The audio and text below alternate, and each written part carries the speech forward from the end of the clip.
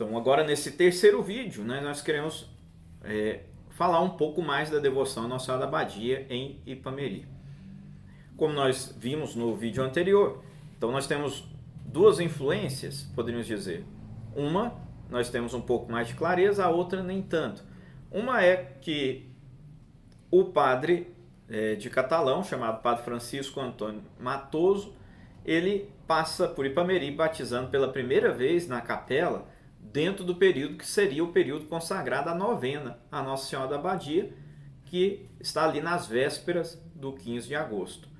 Então o padre Matoso passou por lá e celebra nesse período. Curiosamente, então, as primeiras celebrações na capela dedicada ao Divino Espírito Santo. E lembremos, essa primeira capela, ela ficava localizada no mesmo lugar onde hoje está a Catedral do Divino Espírito Santo. Então essa primeira capela, ela ficava um pouquinho mais à direita ali da catedral, um pouquinho mais próximo das palmeiras ali. Uma parte dela pegava ali a lateral direita da catedral e ela vinha até um pouco mais próximo ali, passando das palmeiras, talvez chegando até próximo da avenida que sobe. E aí, essa igreja acabou sendo abandonada após o momento que foi construída a segunda igreja ao Divino Espírito Santo, ali em frente à Praça da Liberdade, onde hoje é o Banco do Brasil. Então, ali é a segunda igreja dedicada ao Divino Espírito Santo, a segunda igreja de Ipameri. Por volta de 1862, o primeiro pároco de Ipameri, ele faleceu. Então chegou para nós o segundo pároco, que era o padre Antônio Francisco Póvoa.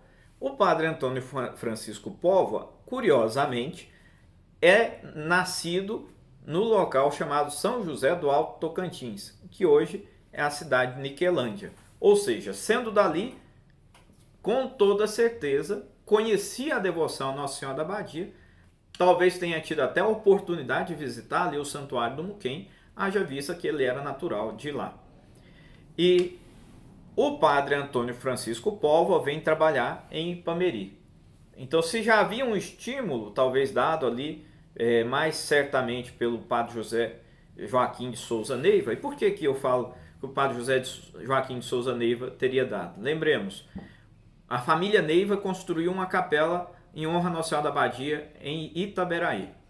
O padre José Joaquim de Souza Neiva trabalhou em Pouso Alto, atual Piracanjuba, e lá foi construída uma capela em honra a Nossa Senhora da Abadia. Ele vem para Ipameri, e depois que ele sai de Ipameri, ele vai para um local ali de passagem, está de passagem aqui no Triângulo Mineiro, e acontece um acidente ali com o carro de boi, em que o carro de boi tomba, ele cai, e a canastra que estava os objetos litúrgicos para celebrar a missa, cálice, alfaias, talvez ali objetos em vidro, ela caiu também. E não estragou nada da canastra, nada, não sujou nada, e ele também não se machucou, ninguém se machucou. Então ele chamou aquele lugar, ele disse, nossa, que bom sucesso, né? Uma graça, né? Um bom sucesso. E ali, a senhora, para onde ele estava indo, a fazenda, ela mandou construir uma igreja dedicada a Nossa Senhora da Abadia. Pode ser que por influência dele. E o local surgiu ali um povoado, que foi conhecido como Nossa Senhora da Abadia do Bom Sucesso. Então o local chamava assim o Arraial de Nossa Senhora da Abadia do Bom Sucesso. Depois teve o nome trocado para Tupaciguara. Então hoje é a cidade de Tupaciguara, Minas Gerais, que tem ali a devoção à Nossa Senhora da Abadia na origem, o surgimento da sua própria cidade. Então, com certeza, o padre Neiva deixou ali uma influência em Ipameri. Depois nós temos então essa chegada do padre Póvoa. O padre Póvoa, ele, natural ali da região do Muquem, vai pedir ao bispo da época, o mesmo Dom Joaquim, um ano depois que tinha sido pedido pelo pessoal da Água Suja a licença para construir um santuário Nossa Senhora da Abadia, ele pede uma licença para construir uma capela em honra a Nossa Senhora da Abadia. Então, no ano de 1872, ele faz o pedido. A data exata é o dia 5 de julho de 1872, o padre Póvoa fez o pedido ao bispo na Cúria Diocesana de Goiás. E ali ele recebe a autorização. Um mês depois a capela está pronta. Então o que nos leva a crer? Que essa capela não foi construída do zero, mas que a antiga capela, que estava meio de lado ali, porque a outra maior havia sido construída, ela tenha sido restaurada, reformada. Então, ela é restaurada e mais uma vez, ela é reformada e de modo que mais rápido, em um mês eles conseguiram, e trocaram o orágua antigo. Né? O orágua é o nome que se dá à capela. E a capela passou a ser conhecida como a Capela de Nossa Senhora da Badia. E, segundo o próprio João Veiga, no seu livro, aquela região ali era chamada como Saída da Badia, ou Saída da Capela. Então, leva-nos a crer que ali existiu, então, essa capela.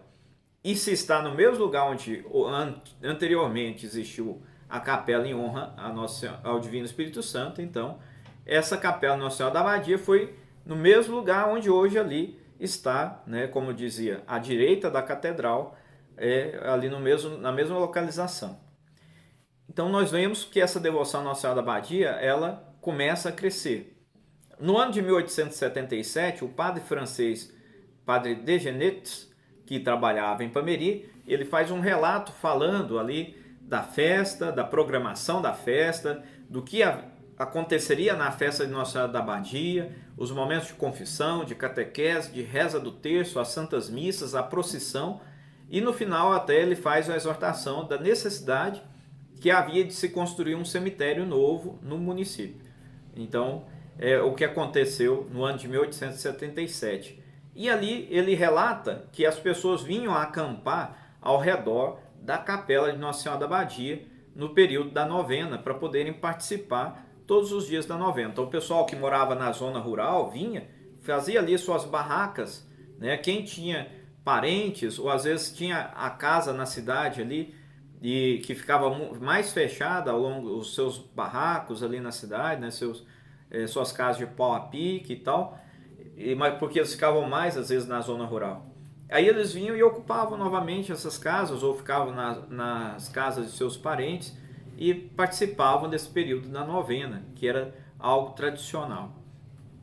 Então, um mês depois desse pedido, o pedido que, como nós tínhamos dito, feito em 5/7, né, de 1872, um mês depois, no dia 15 de agosto, aconteceu o primeiro batizado registrado ali na capela de Nossa Senhora da Badia. O padre Tristão, que estava ali substituindo o padre Póvoa por alguns dias. O padre Póvoa tinha ido visitar o pai que estava doente. O padre Tristão ficou por ali e celebrou o primeiro batizado. Provavelmente as missas tenham acontecido ao longo de toda a novena também por ali. Ou pode ser que no mesmo dia que foi o batizado foi a inauguração da capela. Então no dia 15 de agosto de 1872, a primeira celebração registrada que se tem, certamente, ali dentro da capela. Então, essa capela, segundo informações da dona Terezinha Lousada, ela teria pegado fogo. Não se sabe ao certo se seria alguma questão política ou se foi mesmo uma questão de descuido, né? Velas, né? As capelas antigamente eram feitas muitas vezes de pau a pique, revestidas de barro, telhado muitas vezes de folhas de bacuri, de buriti, e pode ser que tenha acontecido ali um incêndio acidental que queimou toda a capela. Segundo ela, o seu bisavô entrou correndo, né, no meio das chamas, ou melhor, o seu avô entrou correndo no meio das chamas e conseguiu salvar 3 crucifixos que ficavam dentro dessa capela. Esses 3 crucifixos nós tivemos acesso, encontramos 2 deles. Um deles está ali no nosso museu, dentro do Centro de Formação Pastoral ali da Diocese. E então essa capela chegou ao fim devido a essa realidade, né, do incêndio que aconteceu nela. Não sabemos ao certo a data em que aconteceu esse incêndio, mas ali, como já havia também a capela dedicada a Nossa Senhora do Rosário, acabaram por não reconstruir a capela novamente. Porém, fizeram o seguinte: construíram um altar dedicado a Nossa Senhora da Abadia dentro da matriz, né, da Igreja do Divino Espírito Santo, ali da Praça da Liberdade. Depois, quando se construiu a catedral, né, construiu-se a catedral ali em honra ao Divino Espírito Santo, foi construído o altar-mor, e ali no altar-mor foi colocado tanto o Divino Espírito Santo quanto Nossa Senhora da Abadia no mesmo altar. E a inauguração da Catedral de Ipameri foi realizada no dia 15 de agosto de 1938. Então, no dia da festa de Nossa Senhora da Abadia, estava ali. Na verdade, eles ficaram vários dias celebrando as novenas, a dedicação do altar da catedral, que marca ali a data oficial, foi no dia 15 de agosto de 1938. Então, a devoção à Nossa Senhora da Abadia começou a crescer tanto, né, que acabou, de certa forma, superando um pouco o afeto ou a devoção ao Divino Espírito Santo. Como hoje nós bem sabemos, no dia de Nossa Senhora da Abadia é feriado em Ipameri. Feriado, a lei homologado por uma lei municipal. E no dia do Divino Espírito Santo, como também sempre cai no domingo, né, não tem feriado para ele, né? Alguns lugares, quando a festa do padroeiro cai no domingo, joga-se um feriado para segunda-feira, né? Então o Divino Espírito Santo, infelizmente, não tem feriado para ele. Mas o feriado de Nossa Senhora da Abadia, esse sempre cai na sua data exata, no 15 de agosto. Então nós temos aí essa graça de, há anos, né, há séculos já, ter a devoção à Nossa Senhora da Abadia. Esse ano de 2020 será um ano meio atípico, em que nós teremos ali as celebrações virtuais ou com redução de número de pessoas, para que nós contenhamos a realidade do vírus. Mas isso em nada vai diminuir a força da devoção, o nosso carinho, a nossa mãezinha, a mãe de Jesus e nossa mãe. Jesus, do alto da cruz, virou para sua mãe, para seu discípulo João, e disse assim: mulher, eis aí o teu filho. Filho, eis aí a tua mãe. E daquela hora em diante, o discípulo amado levou Maria para sua casa. Alguns vão dizer que aquilo foi um desrespeito de Jesus. Como assim? Jesus chamou sua mãe de mulher? É porque não entendem e não sabem fazer a conexão entre o todo da Bíblia e pegam uma parte e tomam como um todo e não interpretam corretamente. No Gênesis, no capítulo 3:5, Deus diz para a serpente: porém inimizade entre ti e a mulher, entre a tua descendência e a descendência da mulher. E ali então Deus continua dizendo: ela te pisará a cabeça e tu lhe ferirás o calcanhar. Então, assim, o Gênesis falava da figura da mulher. Eva era a mãe dos viventes, Rava. Então, a palavra Eva, no hebraico, Rava, significa mãe dos viventes. Então, nós temos lá, então, ela tida como a mulher. No Apocalipse 12, o mesmo João que escreveu o Evangelho ali, onde ele coloca no capítulo 19, que estavam aos pés da cruz Maria, mãe de Jesus, tal, Maria Madalena, Maria, mulher de Cleófas, e o discípulo amado. E depois tem esse momento que Jesus disse para o discípulo amado e para Maria, né, e chama ela de mulher. Então, o mesmo João que escreve o Apocalipse vai colocar no capítulo 12. Vi então um grande sinal no céu, uma mulher revestida de sol, a lua debaixo dos seus pés e na cabeça uma coroa de 12 estrelas. E aí depois, na sequência, ele diz: vi também um dragão cor de fogo que perseguia a mulher e queria devorá-la, para devorar também o filho que ela daria à luz. E ali fala da realidade da descendência da mulher e do filho que viria para governar com cetro de ferro. E que Deus a protegeu e levou para um lugar onde ela passaria ali segura.